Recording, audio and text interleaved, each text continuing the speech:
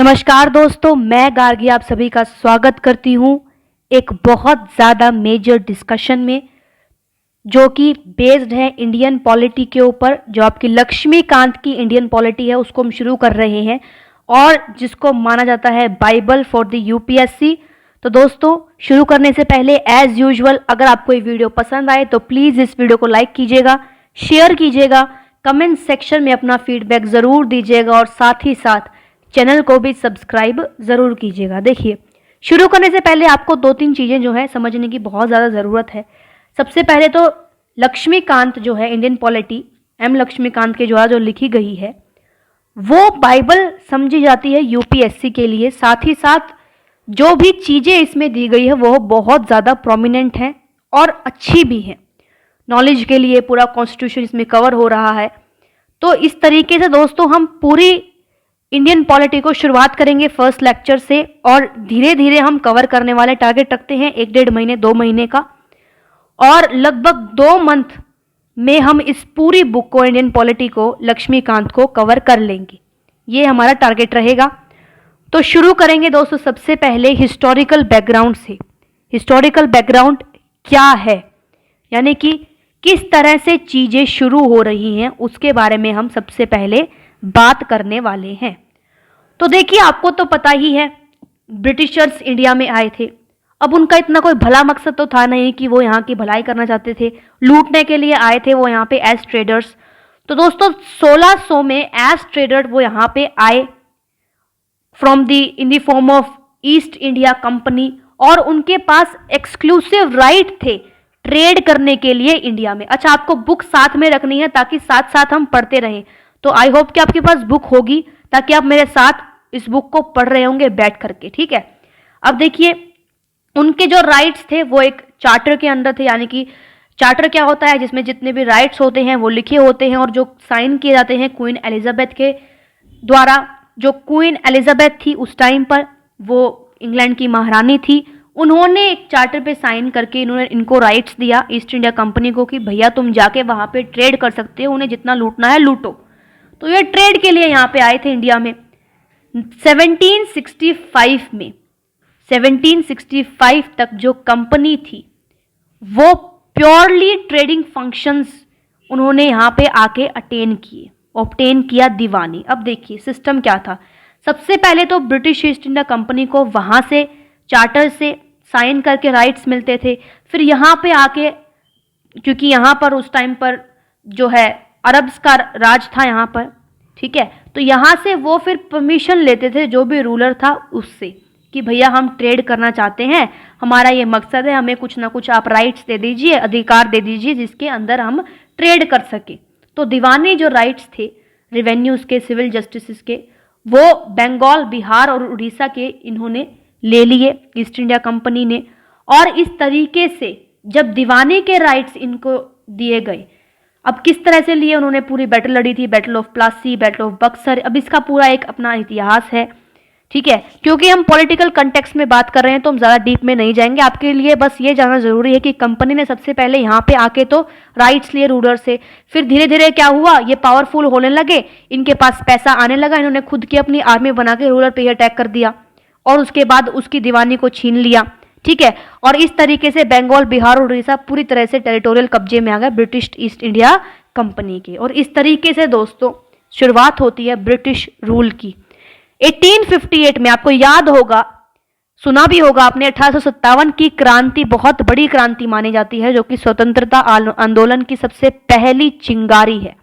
तो 1858 में बहुत बड़ा सिपोय म्यूटिनी हुआ, गदर हुआ और ब्रिटिश क्राउन हिल गया बिल्कुल जड़ से। उसे पता चल गया कि भारत की जनता अब गुलामी को सहन नहीं करेगी। ऐसा पहला कदम 1857 की क्रांति के थ्रू आउट लिया गया था और उसके बाद से स्ट्रगल शुरू हो गया था इंडिया की इंडिपेंडेंस का। और जो स्ट्रगल शुरू हुआ उसका एंड हुआ दोस्तों 15 अगस्त 1947 को, जिस दिन हमारा देश आज़ाद हुआ। तो इस तरीके से दोस्तों एक ये ब्रीफ हिस्ट्री है 3-4 लाइन में, किस तरीके से ब्रिटिशर्स यहाँ पे आए, उन्होंने राइट्स को रिटेन किया और धीरे धीरे हम पे ही राज करना शुरू कर दिया। पॉलिटिकल कंसेशन उनका शुरू हो गया और साथ साथ में जब हमें ये रियलाइज हुआ कि भैया नहीं ये तो हद हो रही है, उसके बाद से फिर इंडिपेंडेंस का एक सत्र जो है वो शुरू हो गया। तो दोस्तों ये थी थोड़ी आपकी ब्रीफ हिस्ट्री। अब देखिए, जब इंडिपेंडेंस यहाँ पर आई, जब हमें आज़ादी मिल गई, उसके साथ एक कॉन्स्टिट्यूशन की ज़रूरत थी, एक ऐसी बुक की जो कि रूल करेगी पूरी कंट्री को, जिसमें बहुत सारे नियम, कायदे, कानून सब कुछ लिखे जाएंगे और जिसके अनुसार जो सिटीजन ऑफ इंडिया है उनको चलना पड़ेगा। तो एक कॉन्स्टिट्यूशन को बनाने की बहुत ज़्यादा ज़रूरत थी, इसीलिए एक कॉन्स्टिट्यूएंट असेंबली को बनाया गया, फ्रेम आउट किया गया विद दिस पर्पस। 1946 में 1946 में ये असेंबली जो है वो बनाई गई और 26 जनवरी 1950 में जो कॉन्स्टिट्यूशन था, भारत का संविधान बन करके तैयार हो गया और इम्पोज कर दिया गया। बहुत सारे फीचर्स हैं दोस्तों इंडियन कॉन्स्टिट्यूशन के, और जो पॉलिटी है वो कहीं ना कहीं हमारे ब्रिटिशर्स से इन्फ्लुएंस है। ठीक है, तो किस तरीके से है, क्या क्या है, हम सब कुछ देखने वाले हैं। बहुत सारे सर्टेन इवेंट्स हैं जिसमें जो ब्रिटिश रूल में ले डाउन किए गए हैं, जैसे कि लीगल फ्रेमवर्क हो गया, किस प्रकार से फंक्शनिंग होनी चाहिए गवर्नमेंट की, एडमिनिस्ट्रेशन किस तरह से था ब्रिटिश इंडिया में, वो सारे सेम ही फीचर हमने अटेन किए हैं फ्रॉम द कॉलोनियल रूल। ठीक है, तो इसीलिए बहुत ज़्यादा ग्रेट इन्फ्लुएंस है ब्रिटिशर्स का on the constitution and polity both of India. ठीक है, अब बहुत जो चीज़ें हो रही हैं उनको एक क्रोनोलॉजिकल ऑर्डर में डिस्क्राइब किया कि किस प्रकार की जो ब्रिटिश की पॉलिटिकल डेरिवेशंस थी, जो उनके पॉलिटिकल कदम थे, उनकी शुरुआत कहाँ से हो रही है और किस तरीके से उनका असर पड़ रहा है on the constitution of India. तो शुरुआत करेंगे सबसे पहले तो जो कंपनी रूल उनका चला 1773 टू 1858 तक, फिर आता है सेकंड में क्राउन रूल जो कि चला 1858 टू 1947 में। अब देखिए, जो कंपनी रूल चला 1773 से 1858 तक, इसमें बहुत सारे एक्ट लाए गए ब्रिटिशर्स के द्वारा इंडिया में। ठीक है, तो ये एक्ट में किस तरह की बातें कही गई, किस तरह से उनके राइट्स और किस तरह से उनके पॉलिटिकल जो असर्शन थे, उनकी जो पॉलिटिकल हेडलाइंस थी, उनके जो पॉलिटिकल गोल्स थे, वो किस तरह से फुलफिल होते हैं विद डिफरेंट रूल और डिफरेंट एक्ट। तो उसके बारे में हम जितने भी एक्ट हैं उसके बारे में हम बात करेंगे। सबसे पहला एक्ट जो लाया गया वो था रेगुलेटिंग एक्ट ऑफ 1773। ये जो एक्ट था दोस्तों, इसका एक बहुत बड़ा कॉन्स्टिट्यूशनल इंपॉर्टेंस है, क्योंकि ये पहला कदम था ब्रिटिश गवर्नमेंट के द्वारा टू कंट्रोल और रेगुलेट, कंट्रोल करने के लिए और रेगुलेट करने के लिए of the affairs of east India company in India. ठीक है, तो सबसे पहली चीज आपको है कि सबसे पहला स्टेप था ब्रिटिश इंडिया गवर्नमेंट का, और किसके लिए, to control regulate East India Company की सरकार को यहाँ पर चलाने के लिए सबसे पहला स्टेप था ये वाला एक्ट। कौन सा, रेगुलेटिंग एक्ट ऑफ 1773। बी यानी कि सेकंड फीचर क्या है, it was recognized for the first time कि पॉलिटिकल और एडमिनिस्ट्रेटिव फंक्शंस कंपनी के पॉलिटिकल और एडमिनिस्ट्रेशन जो एडमिनिस्ट्रेशन के फंक्शंस थे वो भी इस एक्ट के तहत बताए गए, और सेंट्रल एडमिनिस्ट्रेशन इंडिया में किस तरह से उसकी फाउंडेशन बनानी है, किस तरह से वो काम करेगा, ये सारे चीज़ें, सारे प्रोविजंस इस एक्ट के तहत लाए गए, जो कि किसे कहते हैं हम, रेगुलेटिंग एक्ट ऑफ 1773। तो तीन मेन चीज़ें इसमें रही, आपको याद रखनी है कौन सी तीन इसमें हमें देखने को मिलती हैं। इसके बाद क्या क्या फीचर थे उसके बारे में बात करने वाले हैं। तो देखिए, जो गवर्नर जनरल ऑफ बंगाल था, ठीक है, जो गवर्नर था पहले, जिसको खाली गवर्नर बोला जाता था बंगाल का, उसको अब इस एक्ट के आने के बाद गवर्नर जनरल बोला गया बंगाल का, और एक एग्जीक्यूटिव काउंसिल बनाएगी। ठीक है, 4 मेंबर की, जो उसको असिस्ट करती थी, किसको, गवर्नर जनरल ऑफ बंगाल को।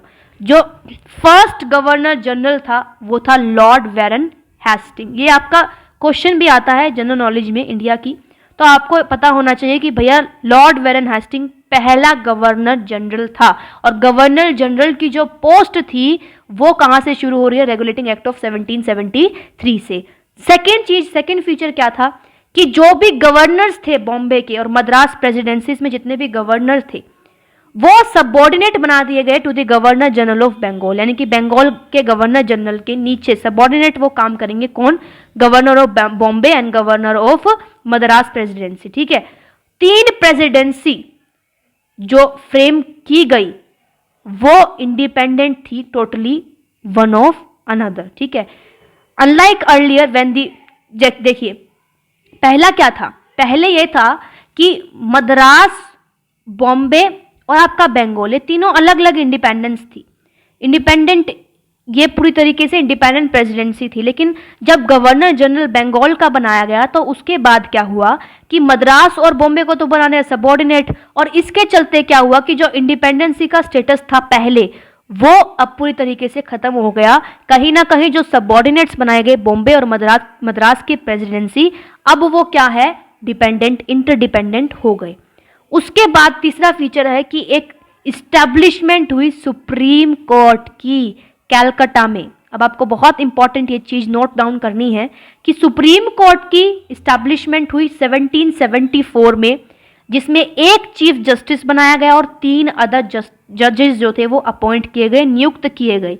तो ये पहला ऐसा स्टेप था कि कोई जुडिशियल प्रोसेस भी जो ब्रिटिश ईस्ट इंडिया कंपनी है वो फॉलो आउट कर रही है विद सर्टेन एक्ट, जिसका नाम था रेगुलेटिंग एक्ट ऑफ 1774। और क्या था, फोर्थ प्रोविजन क्या था, फोर्थ फीचर ये था दोस्तों, इट प्रोहिबिटेड, उन्होंने रोका, the servants of the company from engaging in any private trade और एक्सेप्टिंग प्रेजेंट्स और ब्राइब्स फ्रॉम द नेटिव्स।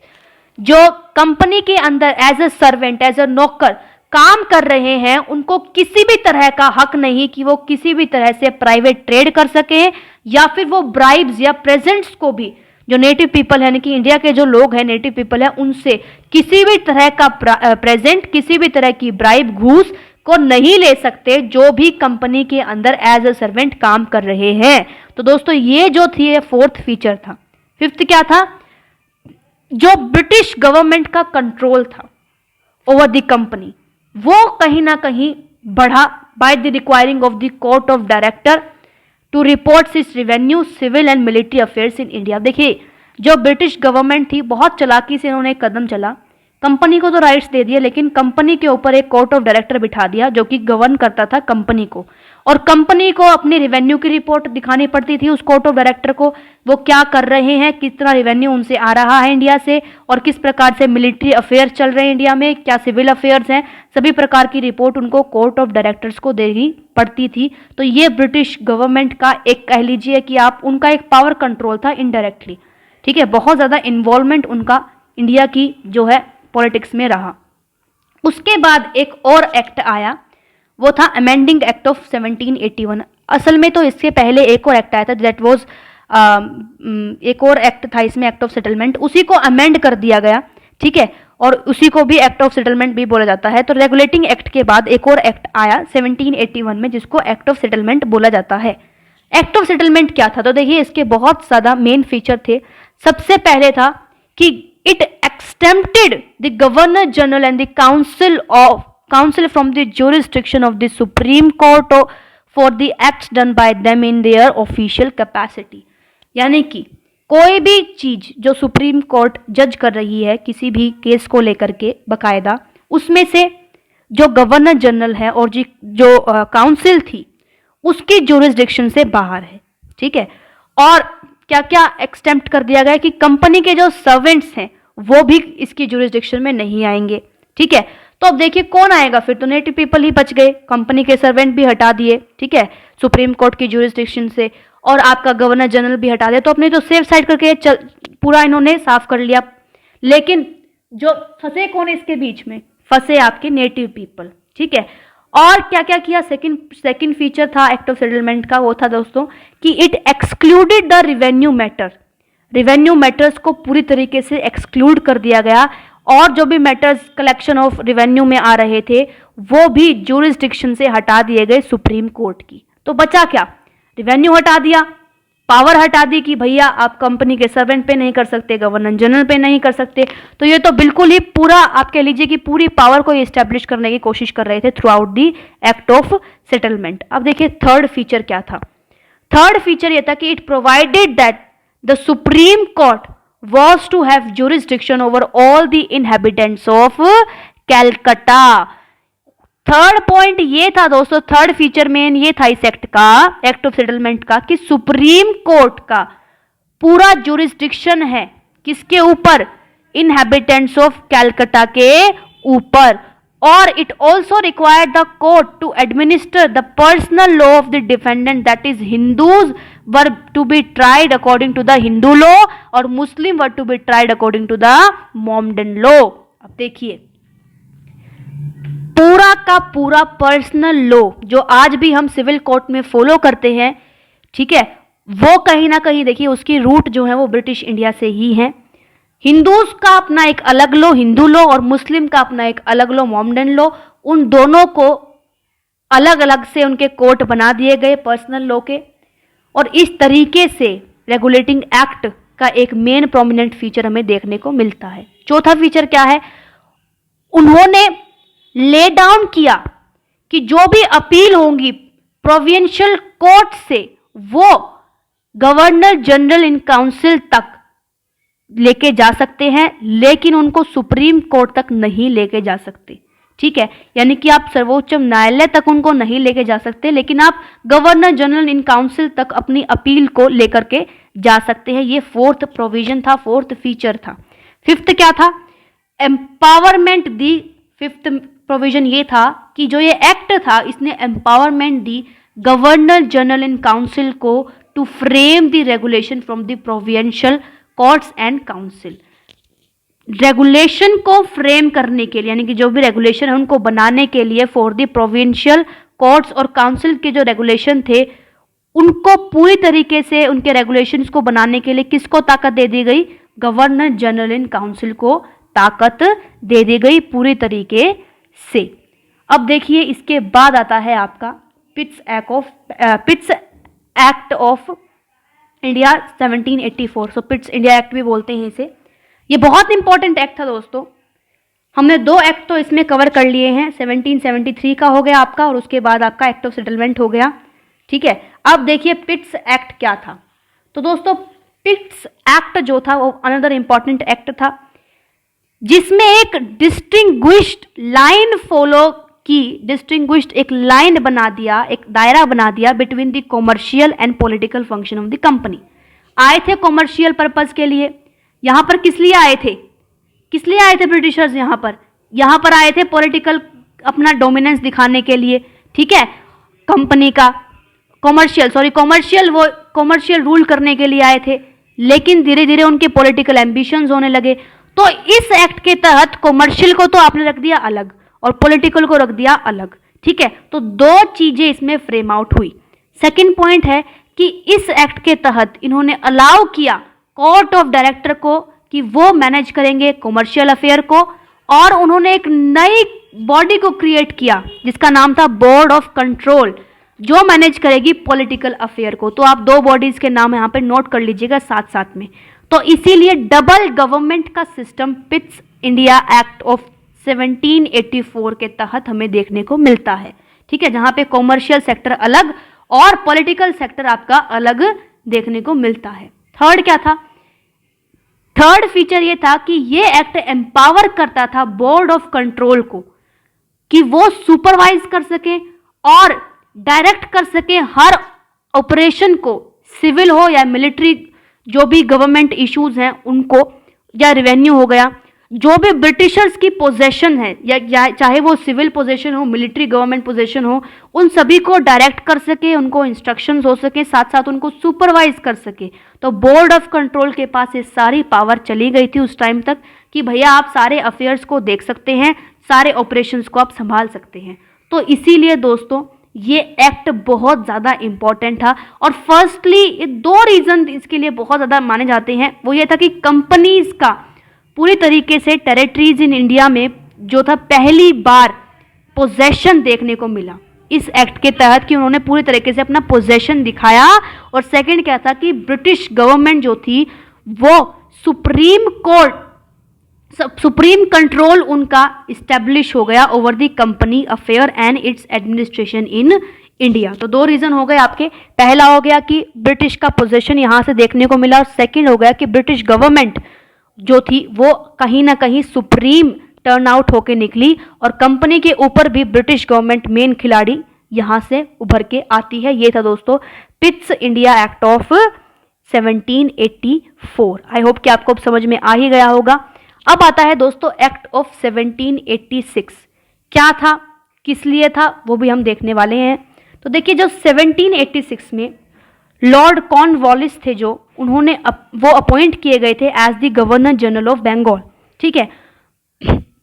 तो उन्होंने दो डिमांड्स को प्लेस किया टू एक्सेप्ट दैट पोस्ट। कौन सी post? Governor general of Bengal की। सबसे पहला कि उन्हें जो है वो उन्हें पावर दी जाएगी to override the decision of his council in special cases में अपने जो काउंसिल का डिसीजन है उसको भी ओवररूल कर सकें, ऐसी पावर उन्हें दी जानी चाहिए। और दूसरा, वो कमांडर इन चीफ बनेंगे। ये जो थी ये प्रोविजन एक्ट ऑफ 1786 में इनेक्ट किया गया ताकि ये दोनों जो प्रोविजन है नए, जो कि खुद की इच्छा थी लॉर्ड कॉर्नवालिस की, वो जो है इंप्लीमेंट हो सके। इस तरीके से दोस्तों ये दो इच्छाएं जो हैं वो व्यक्त की गई बाय दी 1786 एक्ट। तो दोस्तों हमने डिस्कस किया कुछ मेजर एक्ट के बारे में। एक्ट्स को ही कंटिन्यू करने वाले हैं नेक्स्ट वीडियो में ही।